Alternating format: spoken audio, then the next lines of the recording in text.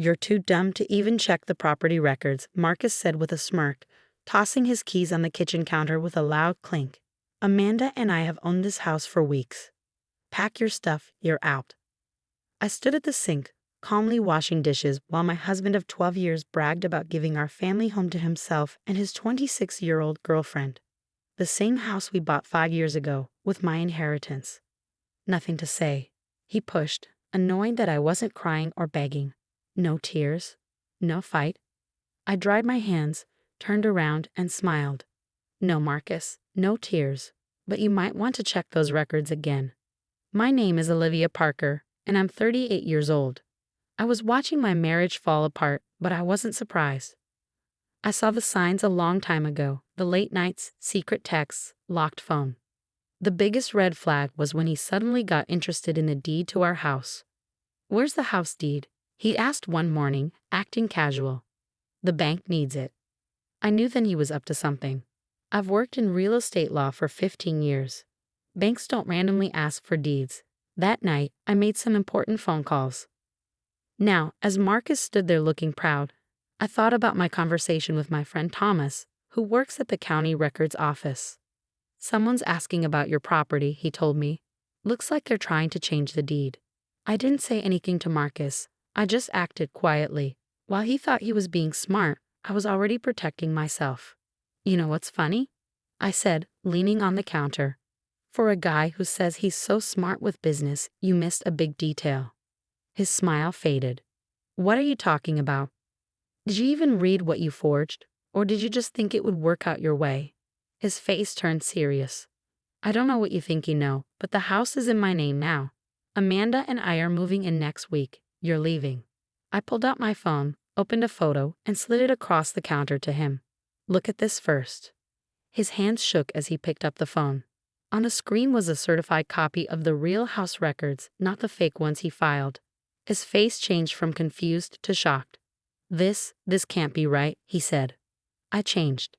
You tried to change it, I said. But 3 months ago, I filed a protection order. You can't change the deed without both our signatures. Your forgery triggered alerts. He went pale. You knew. I've known for months, Marcus. About Amanda, about your plan to steal the house. Everything. I just wanted to see how far you'd go. I took my phone back, calm and clear. By the way, what you did is illegal. The district attorney has the documents you filed. He gripped the counter, his knuckles white. You're bluffing. Am I? I pulled out another paper, a complaint I filed with the police, including proof of this fake documents. Did you forget I've worked in property law for 15 years? Did you really think I wouldn't protect myself? He started pacing, running his hands through his hair. I'd seen that nervous habit too many times. This isn't happening, he whispered. Amanda and I had it all planned. Oh, Amanda, I said, letting a bit of anger show. How is the new paralegal? Did she tell you about her past, trying to take property from the last 2 men she dated? Or did you miss that part of her resume? He froze. What are you talking about? You should have done some research. Amanda has a history. The police already have files on her. Months ago, his reaction might have hurt me. Now it only proved what I already knew. He gave up 12 years of marriage for someone using him the same way he tried to use me. Olivia. He began, voice smaller now. We can talk. No, Marcus, we can't. You made your choice when you tried to steal my home and move your girlfriend in. Now you live with the consequences. I picked up my purse and placed a business card in front of him. My lawyer's number. Talk to her. Don't contact me again. As I walked to the door, Marcus called after me, panicked. Where are you going? I turned back. I'm going home. You know, the house that's still legally mine. The police will be here in 20 minutes to talk about your little scam. I'd start packing if I were you. As I closed the door behind me, I heard the keys fall from his hands. Reality had finally hit him. He thought you could outsmart me and take everything. Instead, he was about to learn a hard lesson. I sat in my car, hands steady on the wheel, and smiled just a little. This wasn't the end. It was the beginning of Marcus's downfall. And I was ready. The next morning, I sat across from my lawyer, Sophia Martinez, reviewing the evidence against Marcus. The conference room table was covered with documents, property records, bank statements, and screenshots of Marcus's attempts to modify the deed. The DA's office is taking this very seriously, Sophia said, sorting through some papers. Attempted property fraud, forgery, illegal transfer of assets. Marcus is looking at significant charges. I nodded, watching the city skyline through the office windows. The police had arrived at the house last night exactly when I said they would. Marcus, still in shock, had barely managed to string together coherent responses to their questions. They'd taken him in for questioning, and according to Sophia, he'd spent the night trying to contact Amanda. Has she responded to any of his calls? I asked, though I already knew the answer.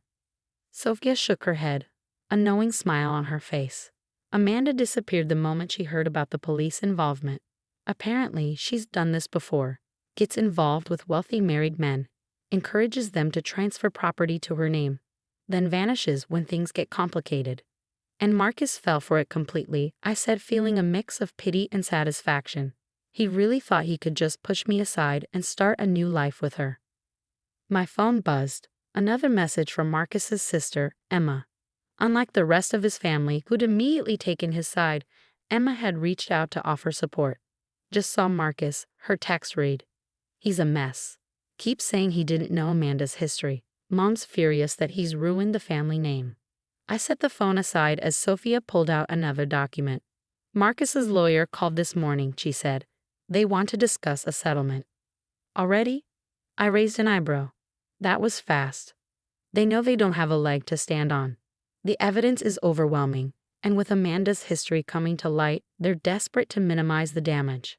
I thought about the past few months, all the nights I'd spent gathering evidence, documenting every suspicious move, preparing for this moment. Marcus had been so focused on his affair that he hadn't noticed his wife quietly building an ironclad case against him. What are they offering? I asked. Sophia handed me the proposal. He'll plead guilty to a lesser charge, agree to a divorce settlement heavily in your favor, and make a public statement taking full responsibility. And in return, we don't pursue maximum charges and we keep Amanda's name out of the public record. I almost laughed. Even now, Marcus was trying to protect his mistress, not realizing she was probably halfway across the country by now, looking for her next target. Tell them no deal, I said firmly. Marcus didn't just try to steal my house. He betrayed every promise he ever made to me. I want him to face the full consequences. Sophia nodded, looking pleased. I thought you might say that. The DA's office is ready to proceed with all charges. Just then, my phone buzzed again, this time with a news alert. My stomach tightened as I read the headline. Prominent business executive arrested for property fraud.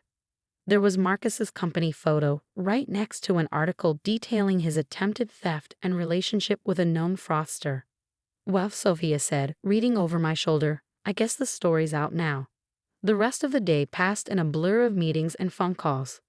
Marcus's company placed him on immediate leave pending investigation.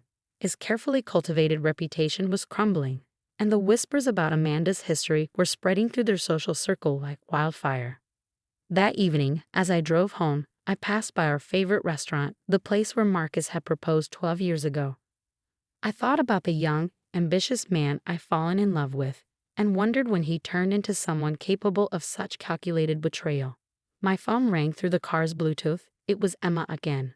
Marcus tried to access your joint accounts, she said without preamble. He's panicking, Olivia. Says Amanda isn't returning his calls, and his lawyer's telling him he could face serious jail time. He should have thought about that before he tried to steal my house. I replied, pulling into my driveway. I know, Emma sighed. I never thought you'd do something like this. Mom's talking about canceling the annual family Christmas party. Said she can't face the neighbors after this scandal. After saying goodbye to Emma, I sat in my car for a moment, looking at the house Marcus had tried to take from me. The home we'd chosen together, the one I bought with money my grandmother left me. He'd been so certain I wouldn't fight back, so convinced of his own cleverness. My phone buzzed one last time, a text from an unknown number. Olivia, please. We need to talk. I can explain everything. Marcus, probably using a friend's phone since I blocked his number. I deleted the message without responding. There would be plenty of time for talking in court, where Marcus would have to explain his actions not just to me, but to a judge. For now, I had a house to redecorate and a new life to plan. One that didn't include a husband who thought he could discard me like yesterday's news. The security lights clicked on as I walked to my front door, illuminating the path ahead. Tomorrow would bring more challenges, more legal meetings, more revelations about Marcus's betrayal. But for tonight, I was home, safe in the knowledge that I protected what was mine. And somewhere out there, Marcus was finally learning that some lessons come at a very high price. 6 months after Marcus's failed attempt to steal our house, I sat in a courtroom watching him receive his sentence. The judge, a stern-faced woman in her 60s, looked down at him with clear disapproval. "Mr. Parker, attempting to fraudulently transfer property and forging your wife's signature are serious offenses," she stated firmly. "The fact that you did this to benefit a known confidence artist makes your actions even more egregious." Marcus stood there in his now ill-fitting suit, a shadow of the confident man who'd once sneered at me in our kitchen. His lawyer had advised him to show remorse, but the damage was already done. 2 years probation, significant fines, and mandatory restitution, the judge announced. "You're fortunate your wife's evidence prevented the property transfer from being completed, or you'd be facing considerably more time." I felt a gentle squeeze on my hand. Emma sat beside me, having chosen to support me over her brother. She'd been my rock throughout the proceedings, especially after the full story of Amanda's past emerged. As it turned out, Amanda had successfully scammed 2 other married men before Marcus, convincing them to transfer property to her name before disappearing with whatever assets she could liquidate. She was now facing her own legal troubles in another state. Outside the courthouse, reporters gathered, eager to cover the fall of a once respected businessman. Marcus hurried past them, head down, while his mother shielded him from cameras. The family name he'd been so proud of was now associated with fraud and scandal. "Olivia," Emma called as I headed to my car. "Wait up." I turned to see her jogging toward me, her heels clicking on the pavement. "Mom wants to know if you'll still come to Thanksgiving this year," she said, slightly breathless. She says she was wrong about everything. "About you, about Marcus." I smiled gently. "Tell her I'll think about it." The family dynamics had shifted dramatically since Marcus's arrest. His mother, who'd once treated me with thinly veiled disdain, now couldn't stop praising my strength and dignity to anyone who would listen. That evening, I hosted a small dinner party at my house, decorated exactly as I wanted it now. Sophia, my lawyer, raised her glass in a toast. "To new beginnings," she said, "and to women who don't let anyone push them around." As we chatted and laughed, my phone lit up with a text from an unknown number. "Marcus, using yet another borrowed phone. I lost everything because of you." I showed the message to Sophia, who shook her head in disbelief. "He still doesn't get it, does he? He lost everything because of his own choices." I deleted the message without responding. Marcus had spent months blaming me, Amanda, his family, everyone except himself, for his downfall. Meanwhile, I'd rebuilt my life, redecorated my home, and even started dating again, much to Marcus's evident distress when he heard about it through family gossip. The doorbell rang. A delivery from the courthouse. Inside was my final divorce decree and updated property documents, officially confirming my sole ownership of the house. As I signed for the package, I remembered Marcus's smug face the night he thought he cleverly outmaneuvered me. Later that night, after my guests had left, I sat on my back porch with a glass of wine, looking at the garden I'd replanted. The old roses Marcus had insisted on were gone, replaced by vibrant wildflowers that made me smile every morning. Emma had texted one last update. Marcus was moving in with their parents, his assets frozen, his reputation in tatters. The company had officially terminated him after their internal investigation revealed he'd been using company resources to facilitate his affair with Amanda. "Remember when he used to say I was too stupid to handle our finances?" I texted back. Funny how things turn out. The night air was cool and fresh, carrying the scent of my newly planted jasmine. In the end, Marcus's attempt to discard me had led to his own undoing. He thought I was an easy target, someone he could bully and deceive. Instead, he learned that underestimating me was the biggest mistake of his life. I picked up my phone one last time, opened Marcus's latest message, and finally typed a response. "You're right about one thing, you lost everything. But that was your choice, not mine. Goodbye, Marcus." Then I blocked this number too, set down my phone, and looked up at the stars. Tomorrow would bring new challenges, new opportunities, and new adventures. But for tonight, I was content knowing that I'd not only survived Marcus's betrayal, I'd emerged stronger, wiser, and completely free of his attempts to control me. The house lights glowed warmly behind me, reflecting off the windows that had witnessed both the end of my marriage and the beginning of my new life.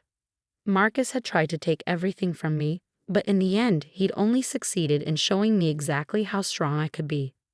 Sometimes I realized losing someone who doesn't value you is the greatest gain of all.